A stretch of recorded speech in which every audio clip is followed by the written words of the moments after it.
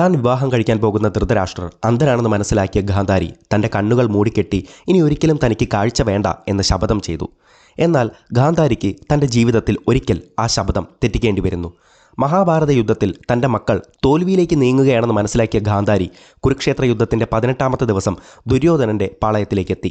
തൻ്റെ മകനോട് കുളിച്ച് പൂർണ്ണ നഗ്നനായി തൻ്റെ മുന്നിലേക്ക് വരാൻ ഗാന്ധാരി ആവശ്യപ്പെട്ടു. അമ്മയുടെ ഈ ആവശ്യം കേട്ട് ആദ്യം അമ്പരന്ന് പോയ ദുര്യോധനൻ മറ്റു നിർവാഹങ്ങളില്ലാതെ പുഴയിലേക്ക് കുളിക്കാൻ പോയി. എന്നാൽ ഗാന്ധാരിയുടെ ഈ പദ്ധതിയെക്കുറിച്ച് അറിവുണ്ടായിരുന്ന കൃഷ്ണൻ നേരെ ദുര്യോധനൻ്റെ അടുത്തേക്ക് പോയി ഇങ്ങനെ പറഞ്ഞു. കുളിച്ച് നഗ്നനായി ഗാന്ധാരിയുടെ മുമ്പിലേക്ക് പുറപ്പെട്ട ദുര്യോധനനെ തടഞ്ഞുകൊണ്ട് കൃഷ്ണൻ ചോദിച്ചു, ഇങ്ങനെയാണോ അമ്മയുടെ മുമ്പിലേക്ക് പോകുന്നത്? താങ്കളുടെ നഗ്നതയെങ്കിലും ഒന്ന് മറച്ചുകൊണ്ട് പോകൂ. അങ്ങനെ കൃഷ്ണൻ്റെ ഉപദേശപ്രകാരം വലിയൊരു ഇലയെടുത്ത് തൻ്റെ നഗ്നത മറച്ചുകൊണ്ട് ദുര്യോധനൻ ഗാന്ധാരിയുടെ അടുത്തേക്കെത്തി. ദുര്യോധനൻ തൻ്റെ മുമ്പിലെത്തിയതും ഗാന്ധാരി തൻ്റെ മൂടിക്കെട്ടിയ കണ്ണുകൾ തുറന്നുകൊണ്ട് തൻ്റെ കണ്ണുകളിലെ അതുവരെ ഉണ്ടായിരുന്ന സകല ശക്തിയും ദുര്യോധനൻ്റെ ശരീരത്തിലേക്ക് അയച്ചു. ഗാന്ധാരിയുടെ ആ നോട്ടം സ്പർശിച്ചതോടെ ദുര്യോധനൻ്റെ ശരീരം ഇടിമിന്നൽ പോലെ കരുത്തുറ്റതായി.